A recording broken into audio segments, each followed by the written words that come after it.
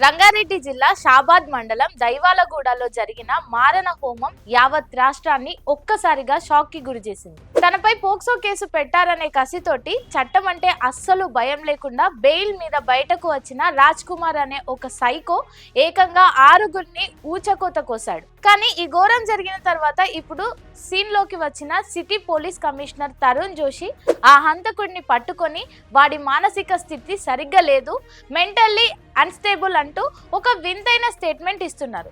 అసలు 6గురిని పక్కా ప్లాన్ తో నరికిన మృగాడిని పిచ్చివాడు అని ఎలా సర్టిఫై చేస్తారు?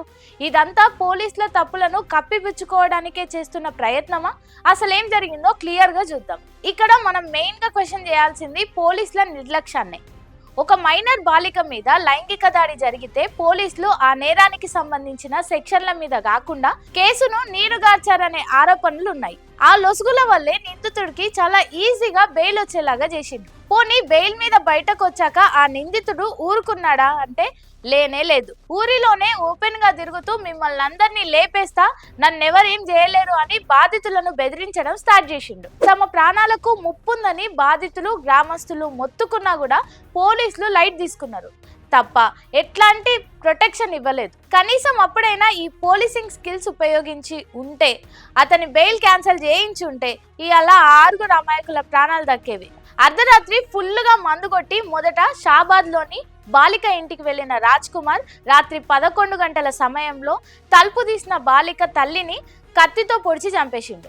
ఆ తర్వాత పడుకొని ఉన్న ఆమె నానమ్మను కూడా నరికి చంపేసిండు. 17 ఏళ్ల మైనర్ బాలికను బలవంతంగా 5 కిలోమీటర్ల దూరంలో ఉన్న చెరువు గట్టు దగ్గరకు తీసుకువెళ్లి అక్కడ ఆమెను లైంగికంగా వేధించి ఆపై గొంతు కోసి మరీ చంపిండు. అంతటితో ఆగకుండా నేరుగా తన సొంత ఇంటికి వెళ్లి తలుపు తీసిన తన భార్య సరితను నరికేసి పక్కనే బెడ్ మీద వండుకున్న తన సొంత కన్నబిడ్డలను 4 ఏళ్ల ఇంకా 2 ఏళ్ల పసిపిల్లలను ఏమాత్రం జాలి లేకుండా గొంతు కోసి చంపేసిండు.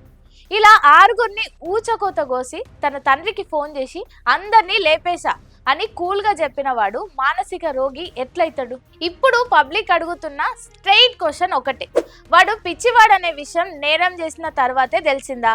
లేకపోతే వాడికి బెయిల్ ఇచ్చేటప్పుడు, వాడు ఊరిలో తిరుగుతూ బెదిరిస్తున్నప్పుడు ఈ ఇన్వెస్టిగేషన్ తెలివితేటలు ఎటుపోయినాయి? ఒక హంతకుణ్ణి రేపిస్తుని రక్షించడానికి కోర్టులో దీన్ని ఒక పిచ్చివాడు చేసిన పనిగా మార్చడానికి ఎందుకు ట్రై చేస్తున్నారు? ఇది ముమ్మాటికి పోలీసులు ఇంకా ప్రభుత్వం వైఫల్యమే. వాడు పిచ్చివాడు అని చెప్పడం ఒక పెద్ద జోక్. ప్రస్తుతం నిందితుడి కోసం 7 స్పెషల్ టీమ్స్ సెట్ చేస్తున్నాయి. కానీ ఇప్పటికైనా అతడికి ఎట్లాంటి లొసుగులు అడ్డు రాకుండా మానసిక స్థితి అనే కుంటి సాకులు చెప్పి తప్పించకుండా ఉరిశిక్ష పడేలా చేయాలి. మరి పోలీసుల నిర్లక్ష్యంపై సిపి చేసిన ఈ కామెంట్స్ మీద మీ ఒపీనియన్ ఏందో కింద కామెంట్లో చెప్పండి.